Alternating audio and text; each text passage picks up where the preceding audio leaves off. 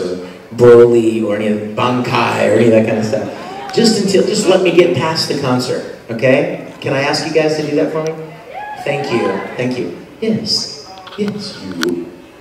Sorry, if you were trapped on an island and you only have 2 books to have, we know one would be the Bible, but what would be the other one? Yes, the Bible would be one. The other one would be, what would be a good book? What would be a good book to have? What? Star Trek novel! It would have to have something to do with Star Trek. Come on. The Star Trek novel! Oh my gosh, I totally forgot. Tonight, you guys, you probably saw it in your programs, and I'm not sure how much information they put in the programs. Some people have said, like, I have no idea what this is all about. There's a panel tonight at 8 o'clock called Stump Vic. What it should be called is Stump Vic at Original Star Trek Trivia. That's what it's about. So in case you show up thinking that it means somebody's going to cut my arms off and I'm going to have stumps instead of arms, or in case you think it's like, you know, whatever you think, it's about Star Trek. Because just like you guys are anime fans and you love it and you make amazing costumes and you come to conventions, well, when I was your age, I was making Star Trek costumes and going to Star Trek conventions and memorizing entire episodes of the original series. So, such is my passion and obsession that a few weeks ago I decided this would be, conventions are always looking for an interesting panel, something different. You know, there are always Q&As and there are always autographs and stuff like that.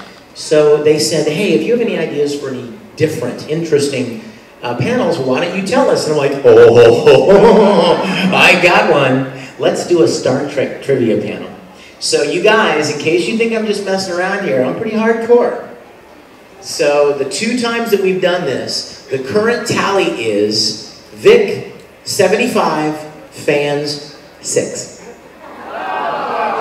I've been stumped 6 times in 81 questions. So, but it's only original series. I have some rules, so I hope you guys will come tonight. It's in panel 1, which is back there at 8 o'clock. So, yeah. The other book, you thought I forgot, didn't you? The other book. There's Star Trek novels. That's true, I wouldn't even need to bring the Bible because I've memorized it. Yes. No. I can't think of one. I don't read many books. I wait for the movie. That's what I do. It's really bad. When I was little, my mom used to take me to these 2 different libraries in our city on Monday. And I would get a book from each one, and then I would read the book out loud in the car to my mom as we would go to school in the morning. She'd take me to school. But then I discovered movies, and I was like, I don't want to read anymore. So my teachers hated me. You know, we'd have an assignment to read Treasure Island, and I'm running around looking for a movie version of Treasure Island, so I wouldn't have to read the book. Horrible, isn't it? Yes, my dear. What's your question? Have you done how many characters? How many characters? Oh, gosh. I'm sure I've done over 100 series, but even within those series, sometimes there have been more than 1 character. I don't know. Yeah, like Case Closed. I've been killed 100 times in Case Closed. I don't know. Gosh, probably 200. Yeah, and you know what? You know what? Let me say this too, because I know somebody's going to ask about this. The goal of voice acting is not to change your voice. A lot of people are like, yeah, that stupid Vic Mignogna, he sounds the same in every role. It's always sounds the same. It's the same guy all the time. I always know it's him. Well, the goal is not to change your voice. The goal is to play the character. So like, you guys have seen Al Pacino in hundreds of movies, but he always sounds like Al Pacino. Because the goal is not to change your voice all the time, it's to play the role. So there are some characters that are dramatically different, and one of my favorite compliments is when somebody will write me a month into a show and go, oh my gosh, I didn't even know that was you. Like Ikaku for a long time, or different characters. I love that. But the goal is not to always change your voice. I'll give you an example real quick. there's a show that's coming out, and I play a young, kind of the young hero, teenage boy. Well, guess what? I only got so many teenage boy voices in me, you know? It's probably gonna remind you of Ed, but it's not Ed. You see what I'm saying? And if you watch the character, you watch the show, very quickly, he develops his own personality. But I get worried sometimes because I'm like, man, this is gonna sound the same. But the goal is not for me, you know, I could talk like this all the time, but that would really make you insane, right? You would watch that show for all of about 3 minutes. Anyway, I can't bear that voice anymore. So there's a fine line you have to walk where you're doing something that's easy to listen to, something that you can maintain for 40 or 50 episodes, and yet has kind of, you know, captures the essence of the character. So, yes? Yesterday was my birthday. I was wondering if you would sing happy birthday to me and Tommy. Oh, I could, but we're all singing to you.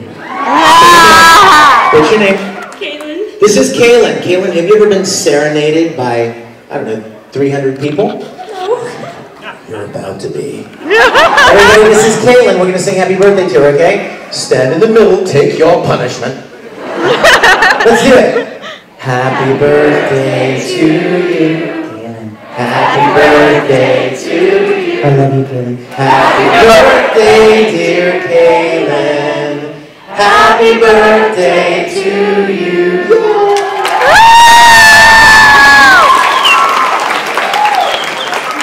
Yes, in the Death Note cosplay. What is it like what?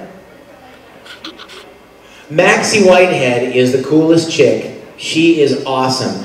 You guys, I know that it was really sad when Aaron wasn't able to play Al anymore. Believe me, we love Aaron. I mean, I don't have any brothers or sisters, but if I did, Aaron would be my little brother. I love him to death. We do all the little brother things, all the brother things, but, you know, he sounds like a man now. His voice is deeper than mine That is, is awesome. which is not comfortable for me.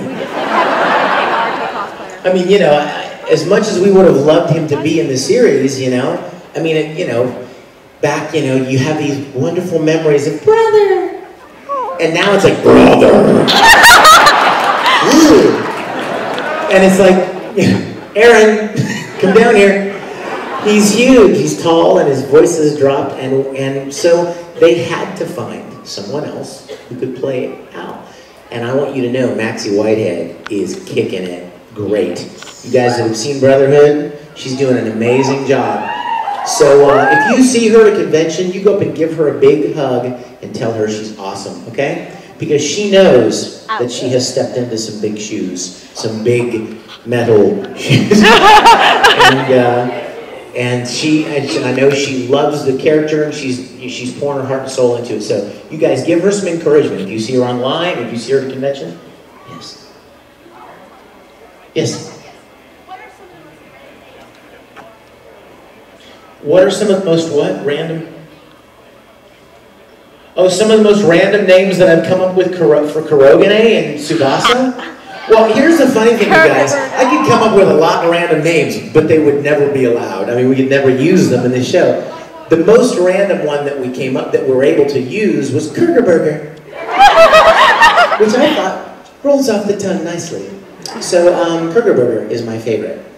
I'm looking for a place to like slip in Kurgerburger with cheese, or Kurgerburger meal, or Kurgerburger with fries, or something like that. Yes, sir. Against the wall.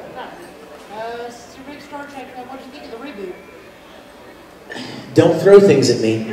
I didn't like it so much. And I'll tell you why. Because I'm a purist. I'm a Star Trek purist. And I didn't like that they basically threw the original series under the bus to make a new movie.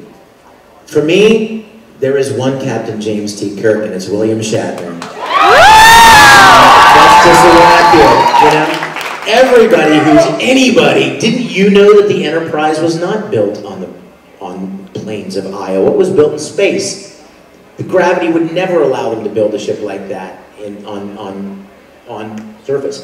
And there were so many things about it. I hated the fact, I mean, Kirk in the movie, he was I was going to say that word. He was a jerk.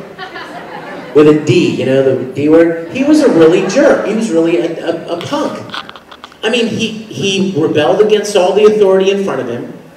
He's fighting. He's getting thrown off the ship for mutiny. He's nothing but trouble. He doesn't respect any of the authority above him. And at the end of the movie, they give him command of the freaking flagship of the fleet. Never in a million billion years. Never. In the original series, he went to the academy and he was an ace student, and he worked his way up, being an ensign, being a lieutenant, working his way up to being in command of the starship.